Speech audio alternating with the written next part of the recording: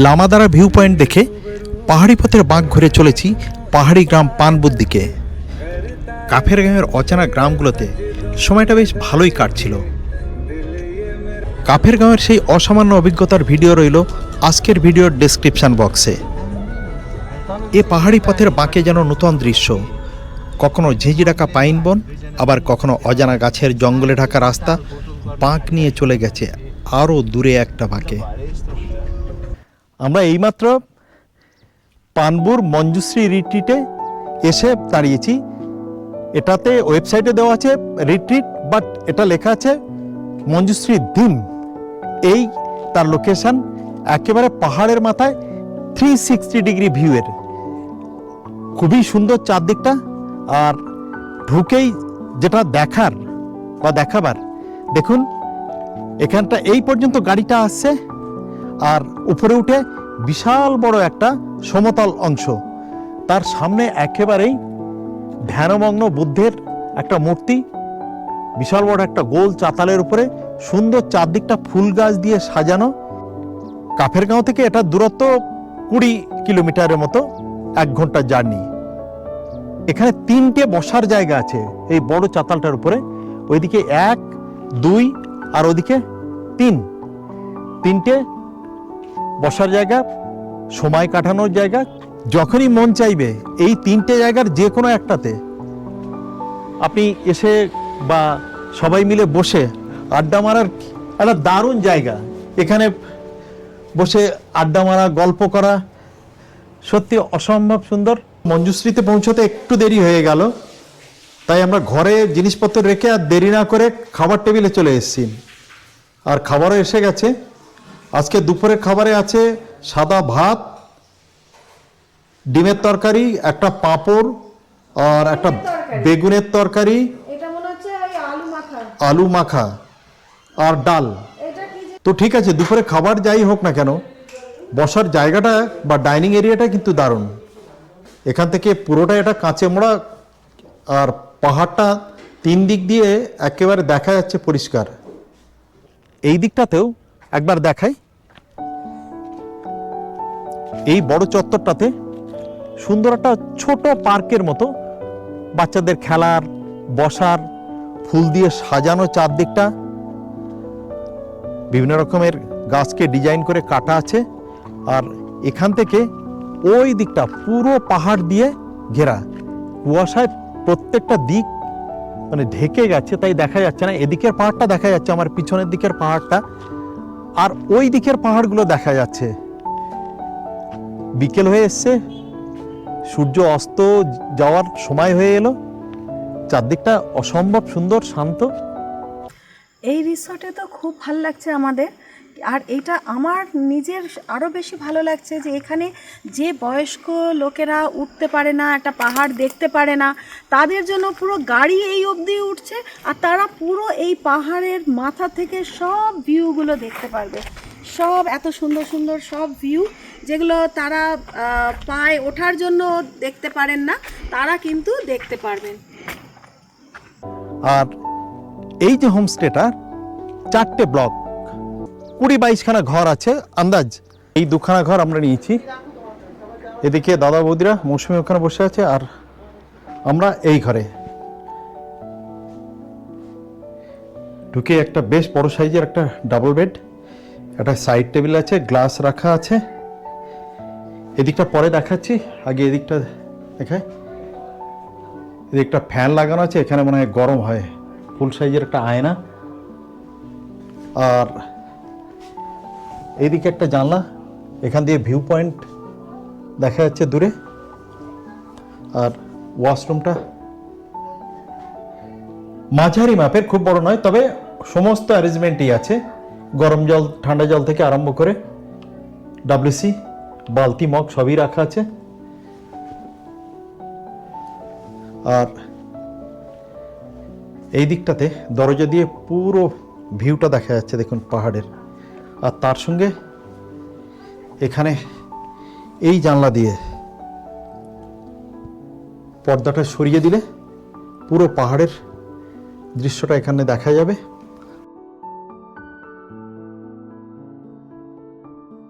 পাহাড়ের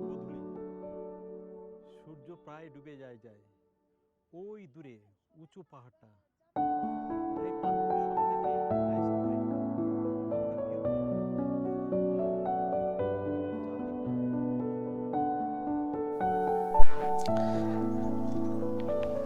সন্ধ্যাবেলা আমরা পায়ে পায়ে গ্রামের পথ দিয়ে হাঁটতে শুরু করেছি পানবু গ্রামটা কিরকম সেটা দেখার জন্য।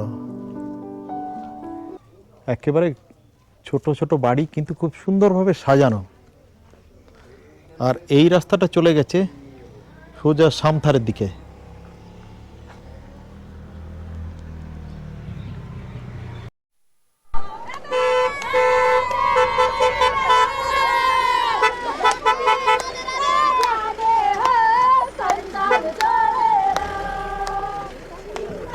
পানবুর পাহাড়ি গ্রামের শেষে সূর্য ডুবে গেল। পাহাড়ি গ্রামের নিস্তব্ধতা ভেঙে একদল ছেলেমেয়েরা প্রাণের আনন্দে গান গাইতে গাইতে ঘরে ফিরে যাচ্ছে। শত দুঃখেও ওরা আনন্দে থাকে, হাসি মুখে থাকে। শান্ত পাহাড়ি জীবনের এ ছবি মনকে ছুঁয়ে যায়। পানবু গ্রামের চারদিকটা ঘুরে সন্ধ্যাবেলা মঞ্জুশ্রী ধিমে ফিরে এলাম। এসে দেখছি চারিদিকটা আলোয় আলোময় হয়ে উঠেছে, খুব সুন্দর লাগছে চারদিকটা। আর তার সঙ্গে দূরে পাহাড়ি গ্রামে সেই ছোট ছোট আলোগুলো জ্বলছে।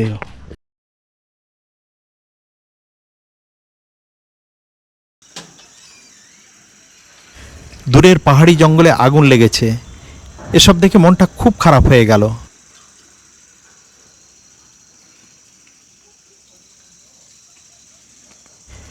বাইরের অন্ধকারে এই সব মন খারাপের দৃশ্য দেখে বিষণ্ণ মনে ঘরে ফিরে এলাম।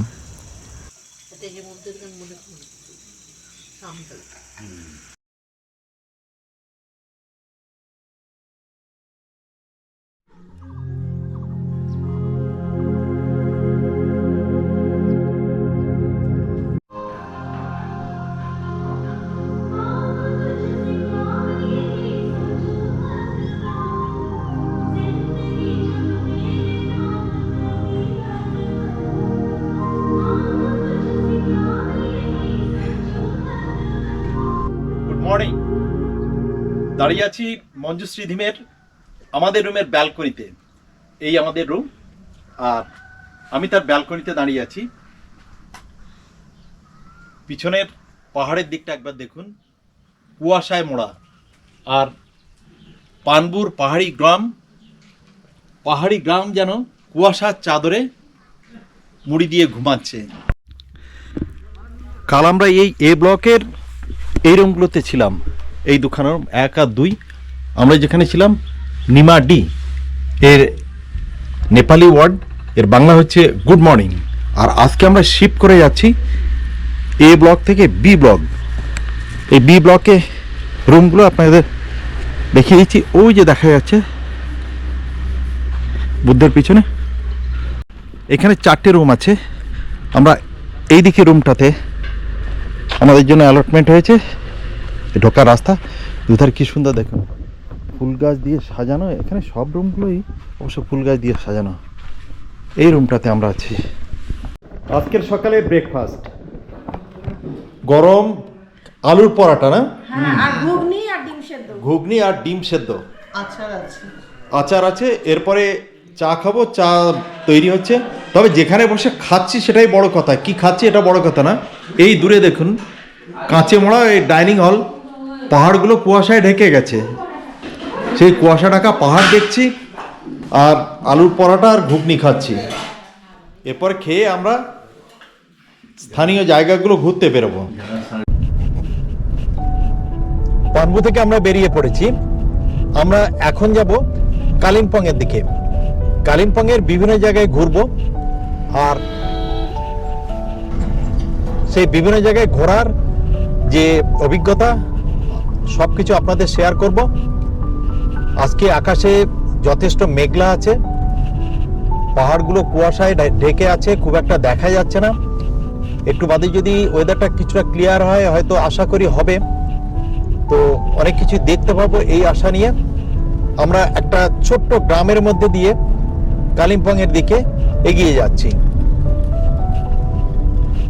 আর পিছনে মৌসুমী দাদা বৌদিরা বসে আছেন, আর আমার এদিকে আজকে আমাদের রথের সারথি সুন্দরজি।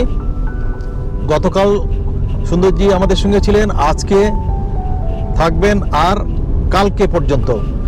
তো দারুণ ড্রাইভিং, ও ভালো বাংলা না বলতে পারলেও বাংলা বোঝে, অল্প অল্প বাংলা বলে, ভালো গান করে। আমাদের ভিডিওর স্ক্রিনে সুন্দরজির নাম্বার আমরা শেয়ার করে দেব। এই যে সামনে গুম্ফা আকৃতির কিছুটা গঠন দেখা যাচ্ছে, এটা আসলেই একটা কবরস্থান। এই যে আমি দেখাচ্ছি, এটা বৌদ্ধ লামাদের মৃত্যুর পরে এখানে সমাহিত করা হয়েছে, এবং যখন লামাদের মৃত্যু হয় তাদের সমাহিত করা হয়, তার আকৃতিটা এই গুম্ফার মতো অনেকটাই। এটা একটা ছোট্ট গ্রামের মধ্যে রাস্তার পাশে এই জিনিসটা দেখলাম। मेरे रूबरू तुझको देखूं, इबादत करता रहूं तेरे सजदों में धड़के दिल, ये मेरा मेरी सांसों में चलता है बस एक तू। সামথার পেরিয়ে আমরা যখন কালিম্পংয়ের দিকে আসছি, তখন এই রেলি নদী আমাদের সামনে। এটাকে বলে এখানে পালা ব্রিজ, রেলি নদীর উপরে। এদিক থেকে দেখতে একটা সুড়ঙ্গের মতো লাগছে।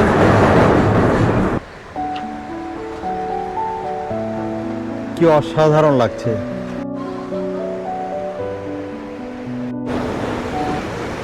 কালিম্পং যাওয়ার পথে আমরা রেলি নদীর কাছে এসে পৌঁছেছি, আর একটু আগে ছিলাম রেলি নদীর উপরে। ওই যে বড় লোহার ব্রিজটা আছে, সেই ব্রিজের উপরে।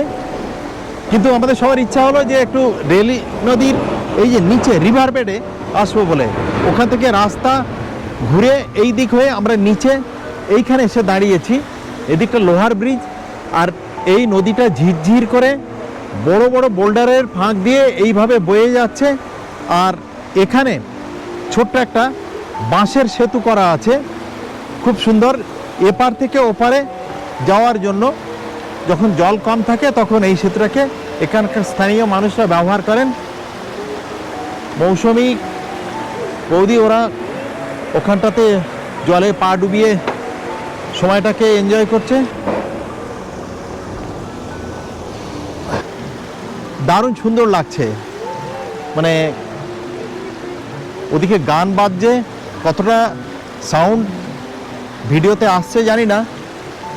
আর চারদিকটা একবার দেখুন, অপূর্ব সুন্দর, বড় বড় বোল্ডার, তার মাঝখান দিয়ে এই নদী ঝিরঝির করে বয়ে যাচ্ছে। বর্ষাকালে জলে ভরে যায়, তখন আর এই অবস্থা থাকে না, এটার উপর দিয়ে পারাপার করা একেবারেই সম্ভব হয় না। আর এই দিক দিয়ে এবং এই দিকটাতে, এই দেখুন, এই দিকটাতে প্রচুর পরিমাণে লোক নেমেছে, গাড়ি আসছে ওইগুলো। আর এই দিকটা দেখুন, উঁচু পাহাড়, একেবারে খাড়াই পাহাড়, এদিকে কোনো জনবসতি নেই। ঠিক এর উল্টো দিকটাতে জনবসতি আর হোমস্টে আছে। এবার কালিম্পংয়ের দিকে যাত্রা করছি।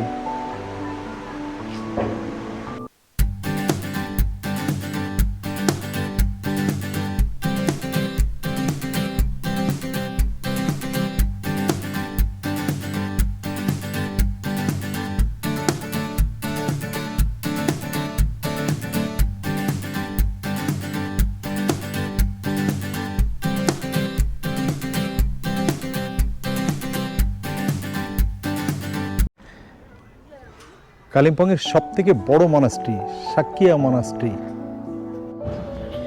তিব্বতী বৌদ্ধ ধর্মের সাক্ষ্য ঐতিহ্যের একটি গুরুত্বপূর্ণ কেন্দ্র এই মনাস্ট্রি। বিশাল আকৃতি এই মঠটি স্থানীয় সন্ন্যাসীদের শিক্ষা, বৌদ্ধ ধর্ম দর্শন এবং অনুষ্ঠানের জন্য অন্যতম কেন্দ্র।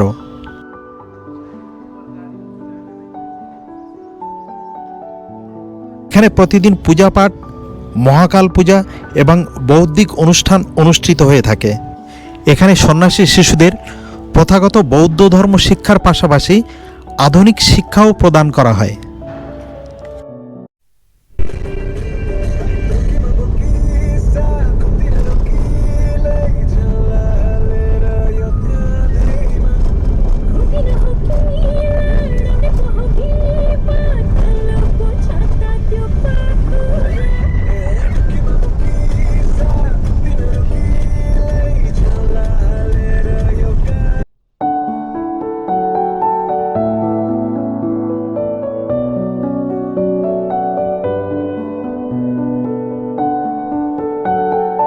আমরা এবারে অনেক দিন পর কালিম্পংয়ের একটা অজানা জায়গাতে চলে এলাম। এটা হচ্ছে মঙ্গলধাম রাধাকৃষ্ণের মন্দির। অসম্ভব সুন্দর শান্ত একটা পরিবেশ, চারিদিকে ফুলের গাছ দিয়ে সাজানো।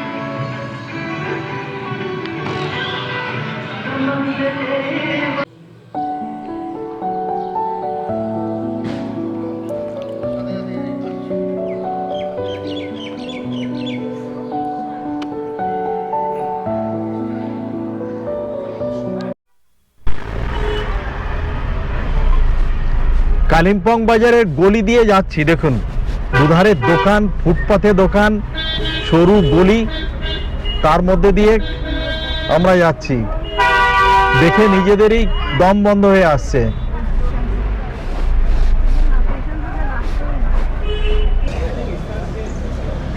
দুপুর হয়ে গেছে, আমরা কালিম্পং শহরে একটা রেস্টুরেন্টে দুপুরে খাবারের জন্য চলে এসেছি। আমরা নিয়েছি চিকেন চাউমিন। তো চলুন তাড়াতাড়ি শুরু করা যাক, তারপর আবার অন্য অন্য জায়গায় ঘোরাঘুরি। আমরা এখন কালিম্পংয়ের পাইন ভিউ নার্সারিতে এসেছি। এখানে ভারতবর্ষ তথা পৃথিবীর বিভিন্ন জায়গা থেকে ক্যাকটাস কালেকশন করে এনে রাখা আছে। আর সবথেকে বিখ্যাত ল্যাটিন আমেরিকা থেকে যেসব বিভিন্ন রকমের ক্যাকটাস হয়, সেই সমস্ত ক্যাকটাস এখানে রাখা আছে। প্রবেশ মূল্য 20 টাকা। আর এই দিকটাতে সব থেকে বিশাল আকৃতির একটা ক্যাকটাস। এগুলো সবই ল্যাটিন আমেরিকার বিভিন্ন প্রজাতি। এই ক্যাকটাসগুলো পুরো দেখো তবলার মতো।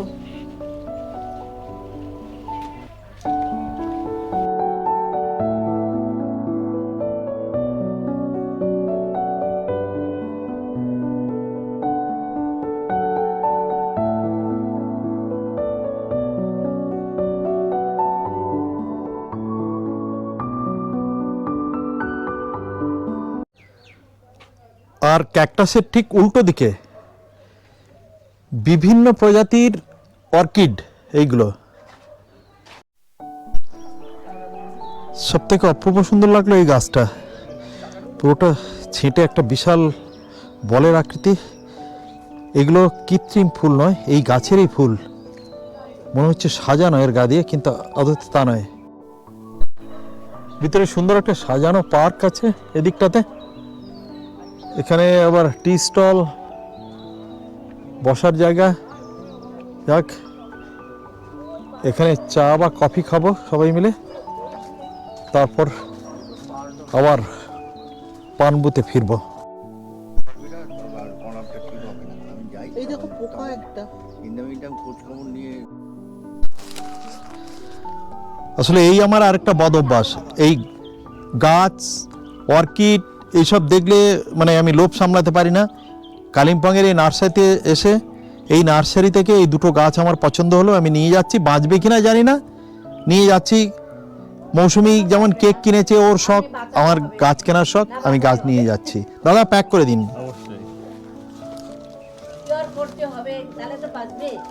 ক্যাকটাস, অর্কিড এসব দেখা হলো, সাকুলেন্টও দেখা হলো, কালিম্পং ঘোরা হলো। ওয়েদার খারাপ করেছে, এবার আমরা পানবুর আস্তানার দিকে ফিরে যাচ্ছি।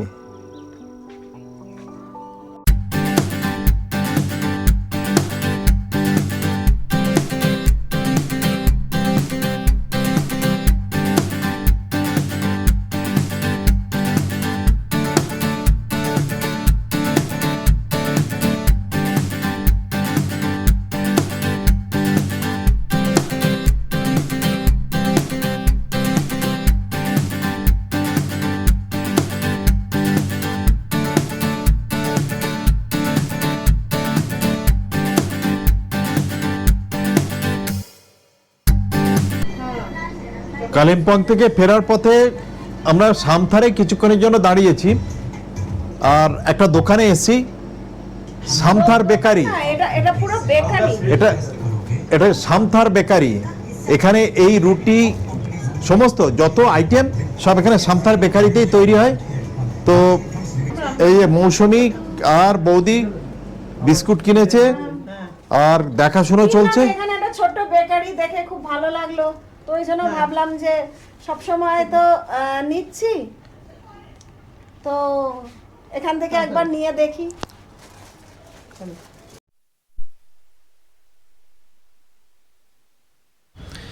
সন্ধ্যার আলো আধারিতে আমরা মঞ্জুশ্রী ধিমে ফিরে এলাম।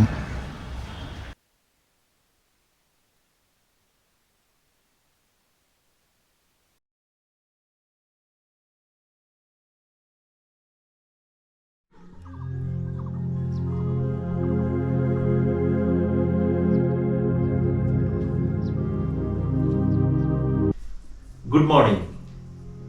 সকালে 2 কাপ চা নিয়ে মৌসুমি আর আমি আমাদের ঘরের জানলায় বসে আছি। বাইরে বেশ ভালোই ঠান্ডা একটা হাওয়া চলছে সেই জন্য, কিন্তু যেখানে বসে আছি সেইখান থেকে বাইরেটা একবার দেখুন, পুরো কাঁচে মোড়া একটা জানলা, আর বাইরে দূরে এই পাহাড়, নিচে পুরোটাই ভ্যালি, কুয়াশায় ঢাকা, হয়তো সম্পূর্ণটা দেখা যাচ্ছে না। ঘুম থেকে উঠে থেকে ঘরের এই জানলাটা ছাড়তে ইচ্ছে করছে না। এখানে সেই যে উঠে বসে আছি তো বসেই আছি, এখানটা এত সুন্দর লাগছে এর ভিউটা, মানে আর উঠে কোনো কিছু করতে ইচ্ছে করছে না, মনে হচ্ছে সারা দিন এইভাবে বসে পাহাড় দেখি। ব্রেকফাস্টের টেবিলে চলে এসেছি আমরা। আজকের ব্রেকফাস্ট একটু আলাদা রকমের, গরম লুচি, ঘুগনি আর ডিম সেদ্ধ উইথ টি। ছোট ছোট পাহাড়ি গ্রাম দিয়ে ঘেরা পানবু, আর পানবুর গ্রাম দিয়ে ঘেরা এই মঞ্জুশ্রী ধিম। দুটো দিন আমাদের এখানে খুব ভালো কেটে গেল, দারুণ কোয়ালিটি টাইম আমরা স্পেন্ড করেছি। খুব একটা সুন্দর জায়গা, শান্ত নিরিবিলি, আর এই যে স্টাফ ওরা এখানে, ওদের সঙ্গে দুটো দিন আমাদের খুব ভালো কেটে গেছে, খুব ভালো ব্যবহার। এখানে শান্ত নিরিবিলি জায়গা, যে কেউ মনে করলে আসতে পারেন, সেটা আমাদের অভিজ্ঞতাটাও ভালো। শিলিগুড়ি থেকে এখানে বা এনজেপি থেকেও মাত্র 40 থেকে 60 কিলোমিটার ডিস্টেন্স, এমন কিছু বেশি নয়। অনায়াসে এখানে দুটো দিন যে কেউ কাটিয়ে যেতে পারেন এই শান্ত নিরিবিলি পরিবেশে। তো মঞ্জুশ্রীকে মনে থাকবে, আর তার থেকে বেশি মনে থাকবে এই শান্ত নিরিবিলি পাহাড়ি গ্রাম পানবুকে। হ্যালো সব কই, ফির মুলাকাত।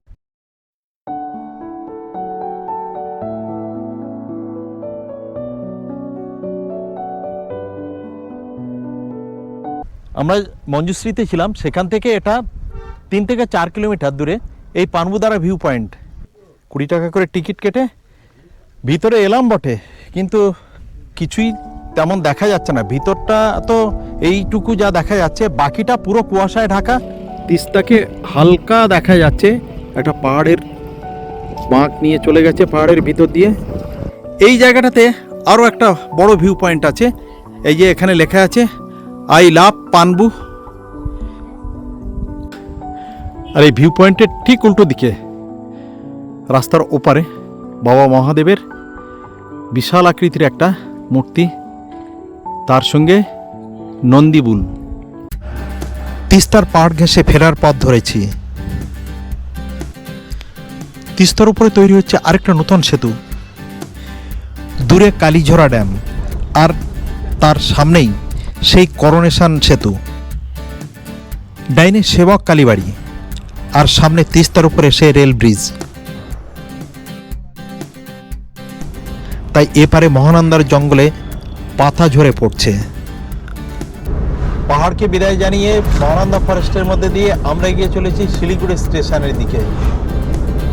আর আমাদের এই পাহাড় ভ্রমণের গল্প আপনাদের কেমন লাগলো কমেন্টে অবশ্যই জানাবেন।